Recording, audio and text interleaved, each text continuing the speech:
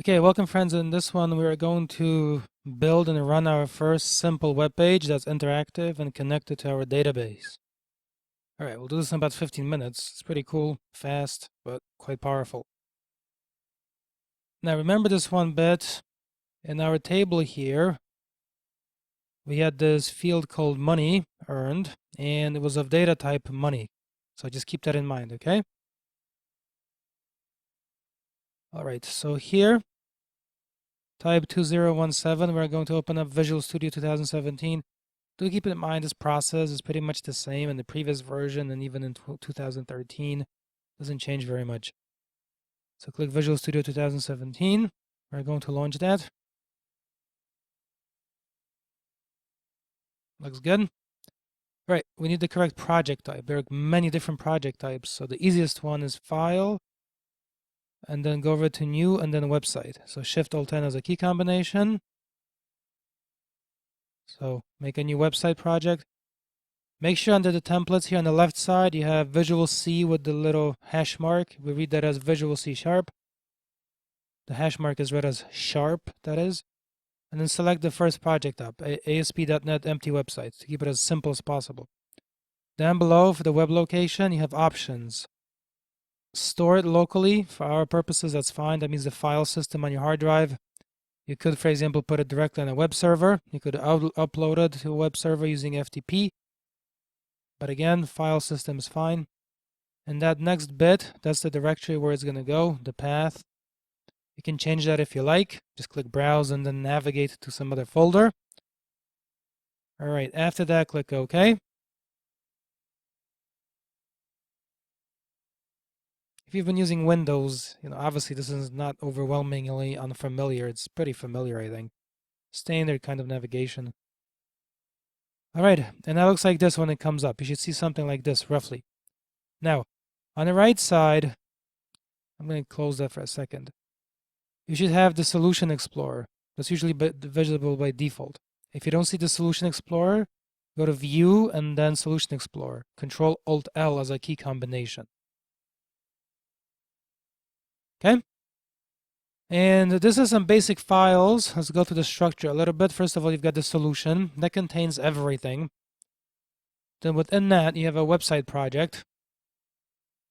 And that's a collapsible item. That means it contains additional item. Usually when it's collapsible, that means it's like the parent. And within it are additional folders, files, and so on. So notice we have, first of all, something called web.config. So I'm going to click on that. And this is the website configuration file. So web.config. And here is still store various configuration settings. For our purposes, what you really have to know is that if you change some code here, the website might not work. That's all. So for our purposes, we leave it in its basic form. We don't have to modify it. All right. Now, we need to add an actual web page that we can run. We don't have one just yet. The website configuration file is just that, a configuration file.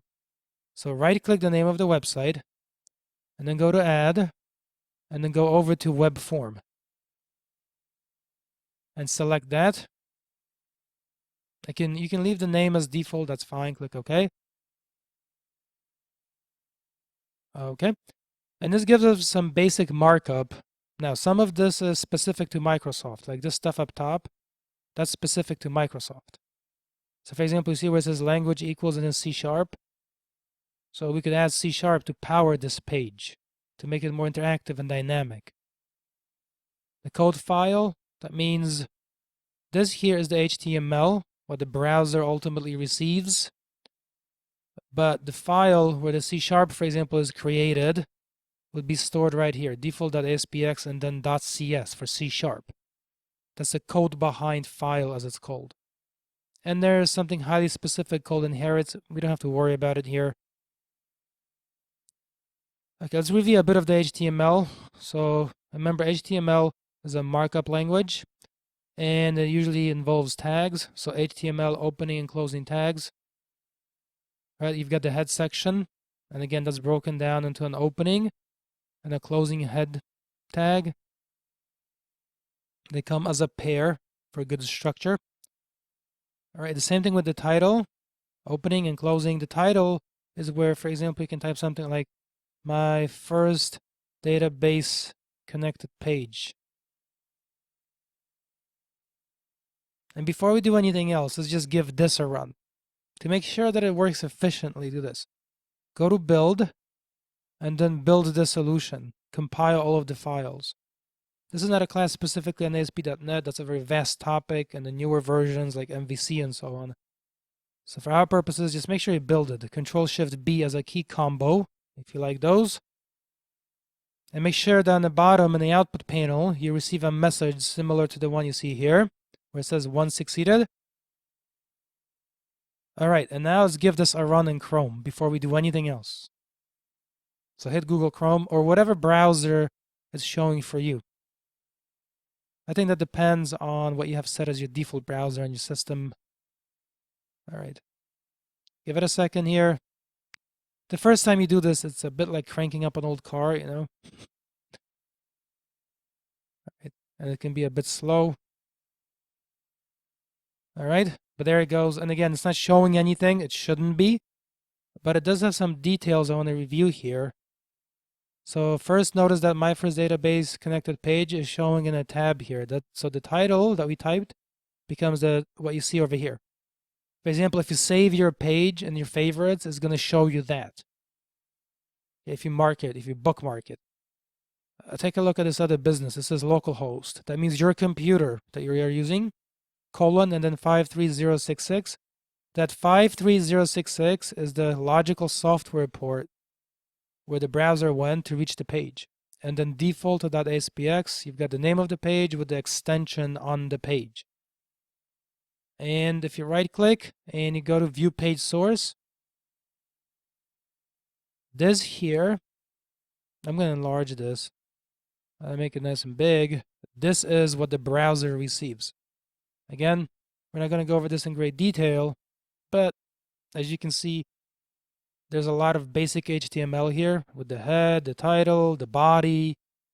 But there are also some bits highly specific to Microsoft, like for example, this bit right here. See this? Where it says that. View state generator. Again, that's highly specific. So keep in mind that what the browser receives ultimately is HTML. Some of it is very standard HTML, and some of it is highly specific to Microsoft. All right, let me close this. Close this. All right. And at the next stage here, click to design view. So left click on the bottom, it says design. And now let's design stuff as follows. Make sure on the left side you've got a toolbox showing. If you don't, you go to view and then toolbox. Control Alt X as a key combo if you need to. Control Alt X shows you the toolbox. All right, left press on grid view, drag, and then release. And that adds our first control. The control can be configured to connect to a database, and all the queries that we have written can be used to retrieve information from a table and the server and then show it on a web page. Let's do that next. So under grid view tasks, click right there, make sure you click right there. Choose data source and then a new data source. We have to configure the connection to SQL Server. Here there are 6 options. In previous versions, you may have fewer or more depending on the specifics of your computer, but you should still see SQL database and then click OK. All right, next stage, click New Connection. And here is where you connect to your server. So under server name, click that drop down. When it looks for servers, that can take a bit of time. All right. And on my computer, sometimes the screen blacks out in the background for some reason.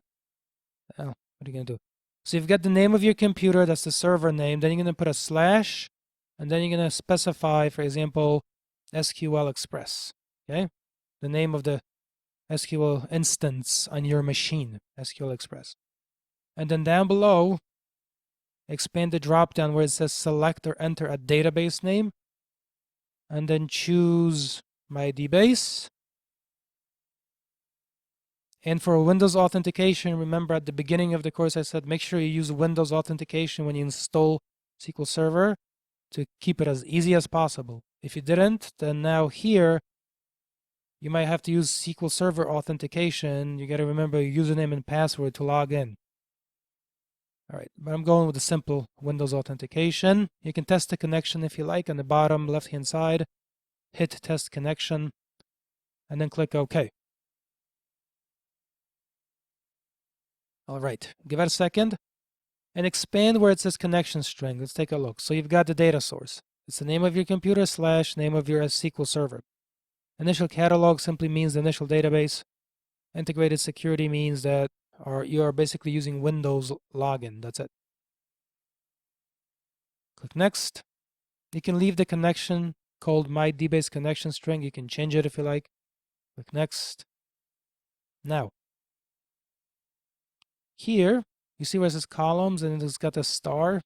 That's it. You can choose your columns here first of all.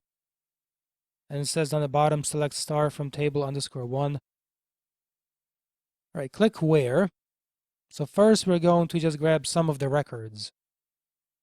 So choose the column you want to filter by. Imagine it's money earned. Down below you can choose the operator. Let's go through these. This is the equals operator. This is the less than, greater than, less than or equal to, greater than or equal to. This next one we read as not equal to. The next one says is null. That means value is missing. And the last one is not null. That means doesn't matter what the value is, it's just not null. There's some value there. Whereas the is null checks, is it missing? So the two have a different purpose. All right, so for our purposes, let's say we choose less than or equal to. For the source, choose none. If you wanted to, there are additional sources of the values that could be used to query the server. Common one is the control. That means it's like a little text box where you enter a value in your web page, and then you can send that to the server and it can get information for you. There are additional ones, cookie, form, profile, and so on. They're more sophisticated.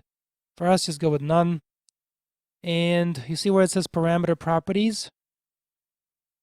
So look very carefully. It says here money earned less than or equal to, and then it's got the @ symbol, and then money _ earned.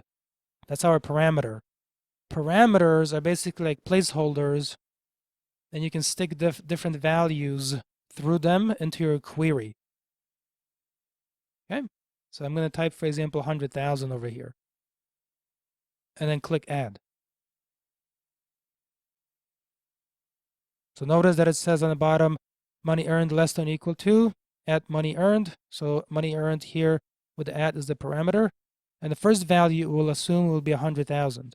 Remember, it's a variable quantity. You can change it. Click OK. And that's modified nicely, as we've seen down below. Okay. Let's also sort the data. So hit order by. And you can sort by different columns. So expand that.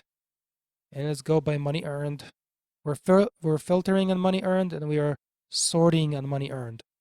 Choose descending. And if you look at that query or select statement being built down below, it looks very similar. The only difference is that you have this @money earned, which remember is the parameter, and you specify different values. Through that, they go into the query, so it can go into the server and get the information that you want. Click OK.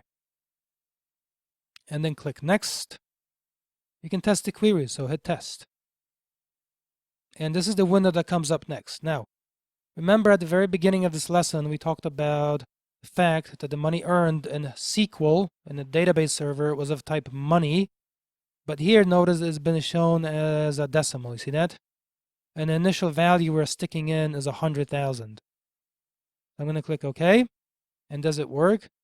Yes, it does. You see, it gives you this result right there. Mary, HTML developer. And she's been chosen because she makes less than 70,000.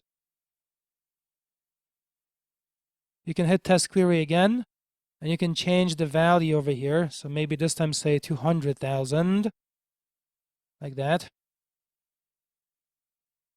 And then click OK. And now it's chosen all of these people. All right, so I hope you understand that this money earned is the parameter. The value is right there. And the parameter is required because through it, you pass values into the query so you can get specific results from the database. Click OK. And then click Finish. That's good for our purposes. And the only thing I want to add here is enable sorting. So enable sorting. And that's it. We can run this. We'll take a look at some of the code in a second. For now, just hit Google Chrome. And give it a launch here. And again, the first time you do this, it might be a bit slow. But in our particular case, it's good. It's working as expected. Remember that at first we input, right? Less than 100,000. That's why it's showing only this one. And click that off. That's good. Go into source view here. Switch into source view. And this is all of the code that thankfully is automatically generated. We don't have to worry about it. We should still understand it somewhat though. So first of all, take a look.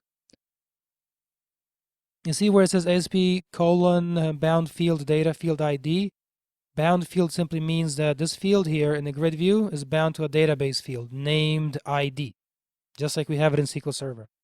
The header text is the text displayed in the page. That you may want to make kind of pretty. So I'm going to say here ID like that. You can change that. Okay. Next, we have the next bound field here, and that's just connected to the name field in the database. Then we have the title connected to the title in the database. Next one is the money earned, and that's connected to the money earned field in the database. So these here fields are simply fields connected to the database. That's it. All right, and if you wanted to, theoretically, you could remove one of them. Nothing will be wrong. Like you can remove the title field. Okay. Next, and notice that this is within the columns. You see that? All right. And then you end the grid view. So this is a pretty structured kind of construct. You have the opening tag, then you have the closing tag, just the same as in HTML. Same thing with the columns, opening, closing. Now down below, we have the SQL data source. And again, I know it looks kind of messy and there's a lot happening here. Let's separate it out a little bit so it looks a little more neat. We can focus on what we want here, which is the query right there. We can modify this code, just as I've shown you just now. And it says select star from table 1. Usual, nothing new. This is our logical condition where. And the only thing that looks a bit different here is you've got this symbol right here. See this LT with the ampersand? So that would stand for less than. Then you've got the name of the parameter at money earned. And remember, that's needed because through it, values go into the database. Then you've got the order by clause. That's it. All right, and lastly, we have this thing that says select parameters. And so now here, you can set the default values, like say, for example, 200,000. See? All right, and now let's give this a run, this modified version of things.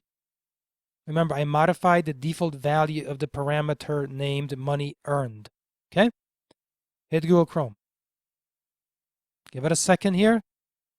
Beautiful. We've got a nice database connected page, minimal programming. Very good. And because we enabled sorting, to take a look, if I click on money earned, right now it's from highest down to lowest. I can change that. I can click money earned and it's going to sort it differently. You see? If I click on title, it's going to sort by title. If I click on name, it's going to sort by name. Nice, huh? And if I click on ID, it's going to sort by ID. Nice. All right, let me close this. There you go, friends. I'm going to leave it here. I know this video is kind of long, but you have learned quite a few different and interesting things, I think. So thank you, and I'll see you in the next one.